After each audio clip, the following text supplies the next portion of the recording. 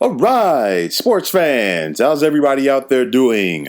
William Martin coming at you one more time here on YouTube with another edition of the 300 Pounds of Sports Knowledge Podcast.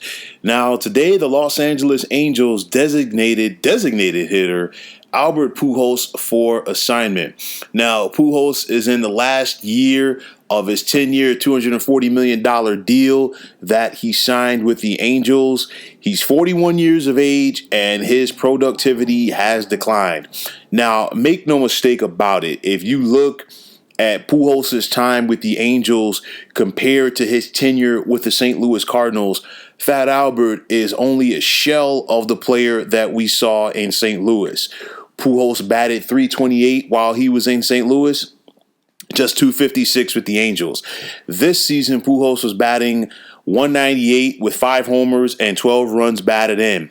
222 career home runs with the Halos, while Pujols had 445 with the Redbirds. And you go back to when Pujols was signed by Los Angeles, they basically bid against themselves, and in the process, they paid for the past accomplishments that Pujols had, because he has never come close to being the player that he was with the Angels, going back to his time with St. Louis.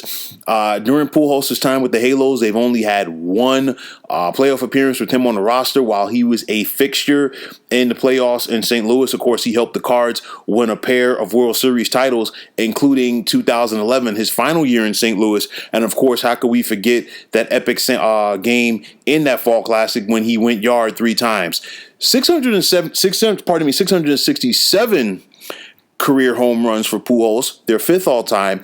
You're talking about a guy who is a 10-time All-Star and a 3-time National League MVP, and this guy is going to cakewalk into the Baseball Hall of Fame in Cooperstown whenever he decides to hang him up for sure. Now, getting back to 2021, the big question has to be, will anybody take a flyer on Pujols for the rest of the season? And if a team does, it has to be an American League team, because number one, Pujols is no longer an everyday player in the field. We saw that defensively diminished from him in the last 5 years or so. So he's going to have to be a DH.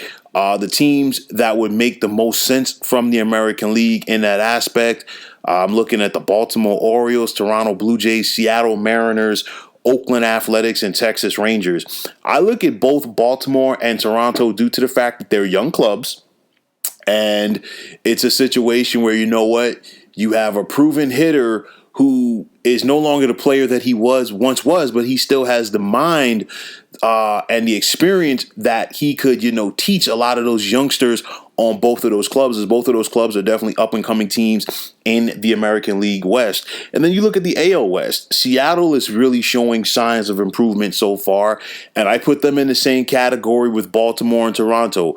Young clubs that want to go out there and take that next step, and maybe having a veteran guy like that in the locker room. You're bringing Pujols in to be an additional coach as opposed to a player in his bat. But you know what? That expertise could lend itself to the youngsters. The Oakland A's, Oakland could always take a flyer on somebody for the rest of the season. We've seen it done. And I mean, you look at what Oakland's done after that very slow start. They look like they're once again the team to beat in the American League West.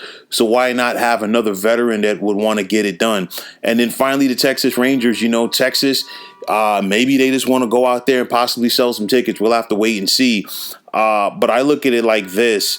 Somebody is definitely going to give him a look over. I don't think this is the end of the line per se with him right now.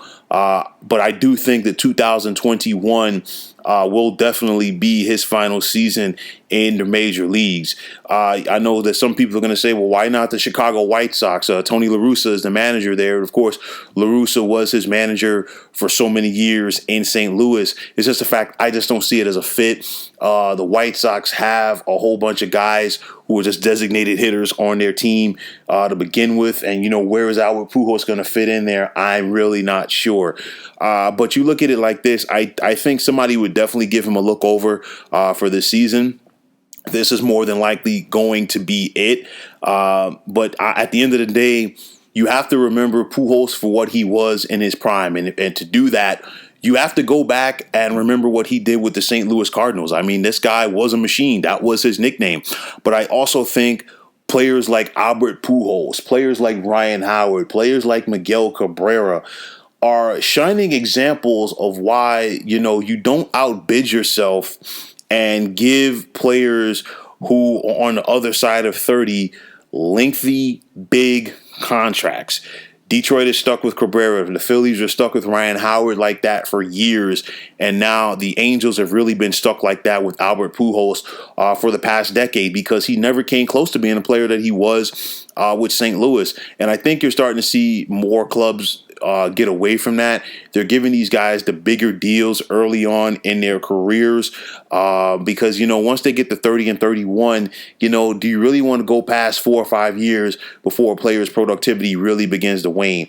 We've seen it with other players prior to Pujols. We're seeing it with Pujols now. But at the end of the day, if you want to think about Fat Albert in his prime, he was one of the best to do it.